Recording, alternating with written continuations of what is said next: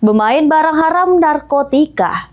Terdakwa Muhammad Andri divonis majelis hakim dengan pidana penjara selama 7 tahun 6 bulan, denda 1 miliar. Juru sidang di Pengadilan Negeri Palembang.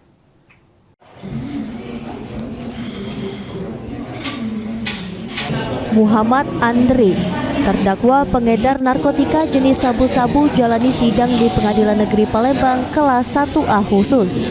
Juru agenda putusan majelis hakim.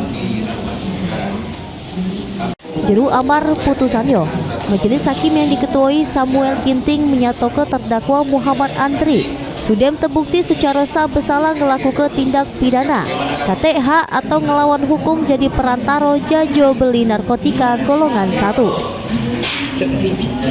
Menghukum terdakwa dengan pidana penjara selama 7 tahun 6 bulan. Denda 1 miliar yang kalau tidak terbayar diganti kurungan penjara selama 190 hari.